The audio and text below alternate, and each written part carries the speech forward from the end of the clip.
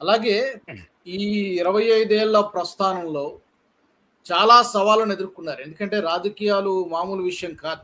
ఎన్నో ప్రతిపక్షాల నుంచి ఒత్తిడులు గావచ్చు, రకరకాల విమర్శలు గావచ్చు, వ్యక్తిగత హననం, క్యారెక్టర్ అసాసినేషన్ చేసేటువంటి ప్రయత్నం గావచ్చు, ఇలా చాలా సవాళ్ళను ఎదుర్కొన్నారు.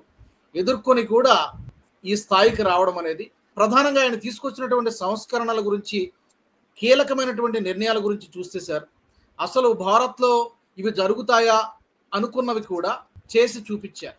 370 ఆర్టికల్ అబ్రగేషన్ గానివ్వండి కశ్మీర్‌లో, తర్వాత ట్రిపుల్ తలాక్ రద్దు గానివ్వండి, ఇలాంటి చాలా జీఎస్టీ విషయం అదొక పెద్ద నిర్ణయం అది.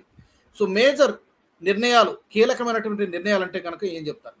నేను ఇవన్నీ ప్రజలకు తెలిసినాయి. అంటే ఒకటి, మోడీ గారి నిర్ణయాల్లో ఈ దేశంలో ఎన్నటికీ సాధ్యం కాదు అనుకునేవి మోడీకి మాత్రమే అవుతుంది ఇది అనేటువంటి ఒక అభిప్రాయం కలిగించేటువంటి కొన్ని నిర్ణయాలు రాజుగారు మనం మాట్లాడక తప్పదు అన్నట్టు. ఎందుకంటే ఊచకోత జమ్మూ కాశ్మీర్‌లో ఊచకోత అది.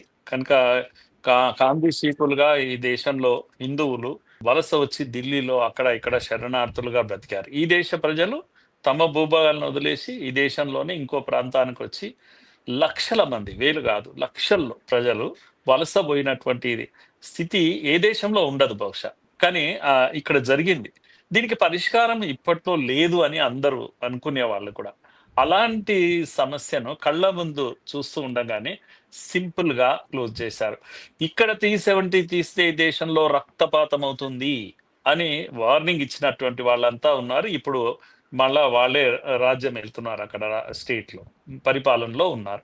ఇప్పుడు వాళ్ళకి హాయిగా ఉంది. అమ్మాయ, ఏ తలనొప్పి లేదు, ఈ రాళ్ల గోల లేదు, రాళ్ళు విసురుడు, అప్పుడప్పుడు ఈ ఎన్కౌంటర్లు ఏవీ లేవు ఇప్పుడు కదా, హ్యాపీగా ఉన్నారు కదా.